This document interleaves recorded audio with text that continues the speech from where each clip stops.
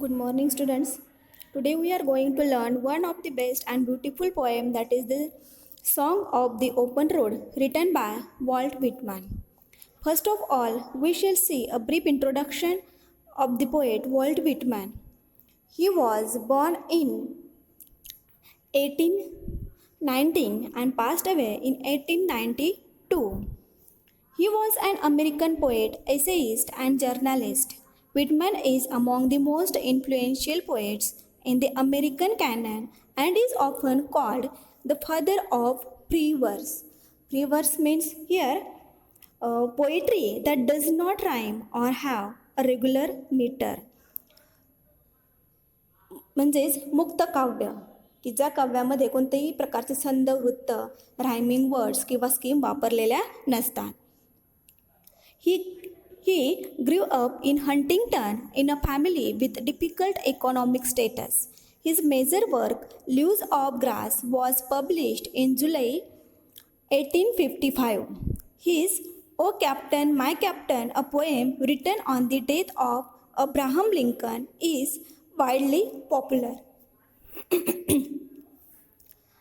The section one of Song of the Open Road from Leaves of Grass is beautiful blend of self-awareness, free will, and tenderness of heart.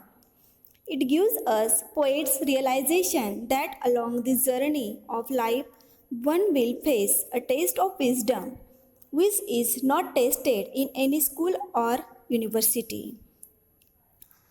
A road is something everyone uses, whether rich or poor, and it forces all levels of people to associate with one another. The road signifies mobility. One can take the road as a point to start over towards something new. The road signifies mobility. Mobility means gatisheelta.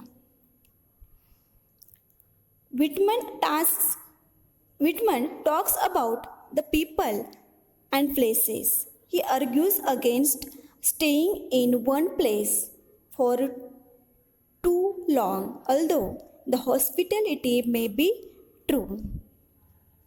People talks about people and places.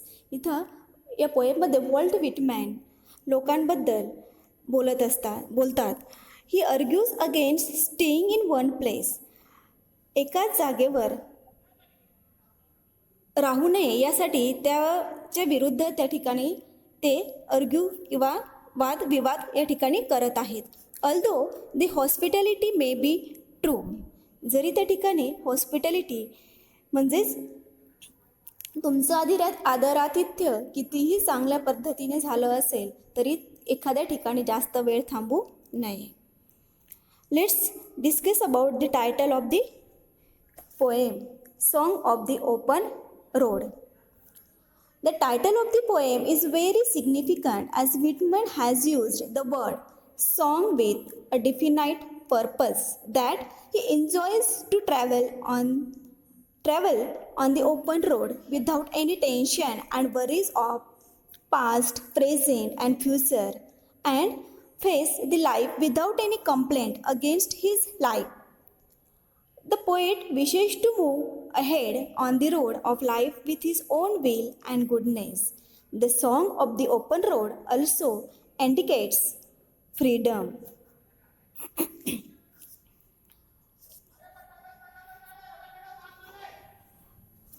Afoot and light-hearted I take to the open road, healthy, free, the world before me.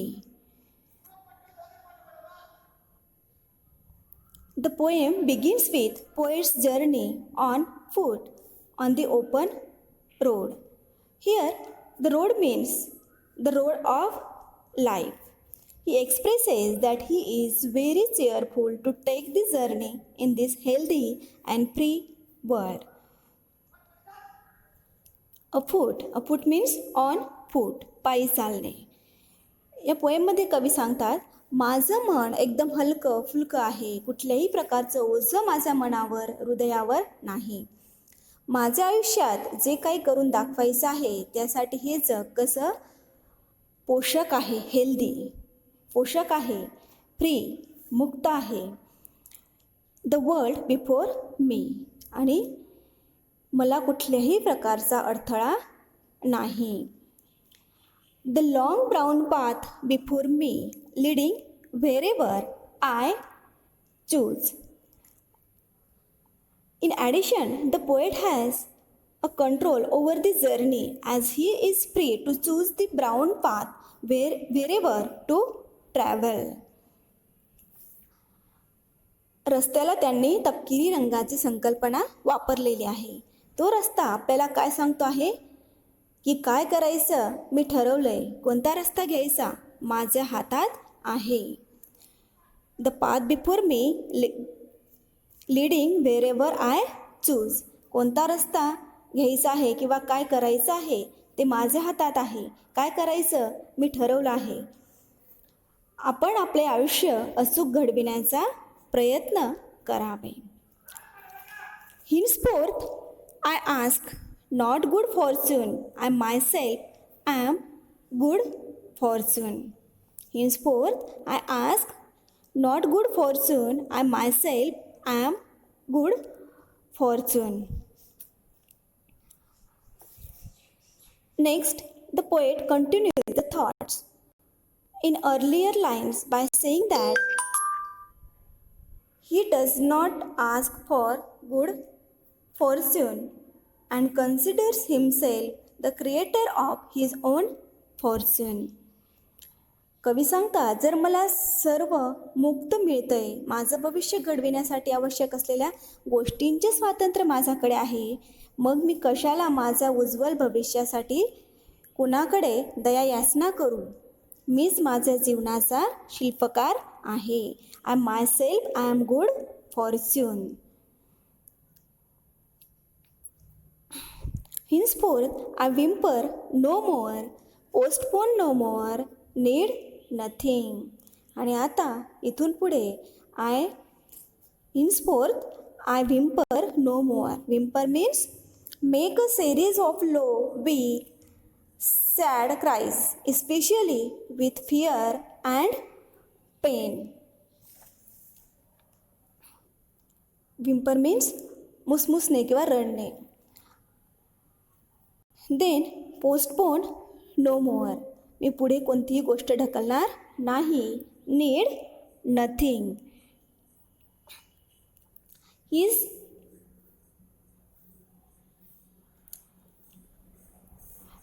He adds that he will not cry or hesitate to do anything without postponing it and expects nothing. कवी सांगतात, मी इथून पुढे कोणत्याही गोष्टीसाठी भांडण करत बसणार नाही, तक्रार करणार नाही, कुरबुर करत बसणार नाही आणि याची गरजसुद्धा राहिलेली नाही. अँड पोस्टपोन नो मोअर, कुठलीही गोष्ट मी पुढे ढकलणार नाही, असा विश्वास आपल्याला आपल्यावर स्वतःवर करायचा आहे. Done with indoor complaints, libraries, querulous criticisms. Done, to be done with means बंद करणे, stop something. In the next lines, the poet tries to free himself from the worldly pleasures and relations.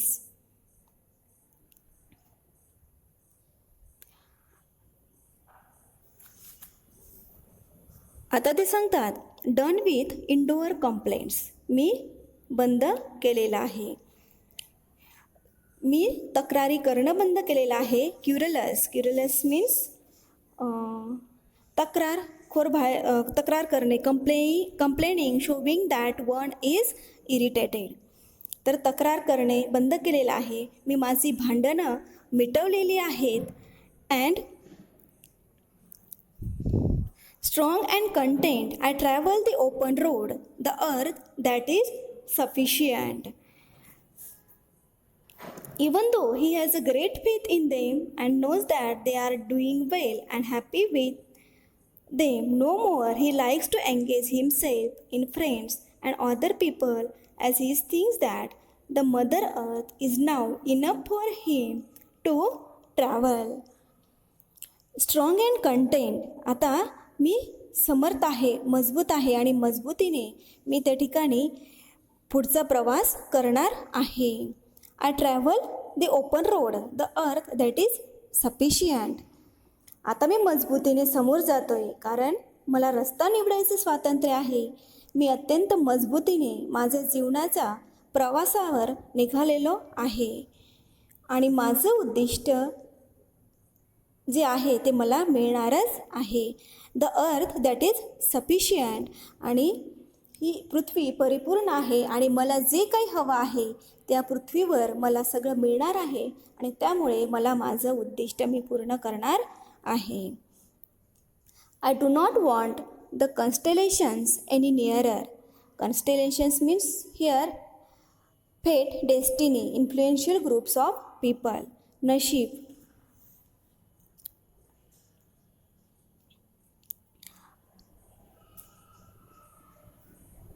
कुठल्याही तारकांची मला गरज नाही, कोणत्याही नशिबाची मला गरज नाही. I do not want the constellations any nearer. मला नशिबाची गरज नाही, तारकांची गरज नाही. I know they are very well where they are. I know they suffice for those who belong to them. तारे आणि चंद्र हे वैभवाचं प्रतीक आहे. दुसऱ्याची संपत्ती मला ओरबडायची नाही. ते जिथं आहेत तिथंच ते बरोबर आहेत, योग्य जागेवर आहेत. चंद्र तारे हे आकाशात आहेत आणि आकाशामध्ये ते योग्य जागेवर आहे, तिथं ते शोभून दिसतात, योग्य ठिकाणी आहेत.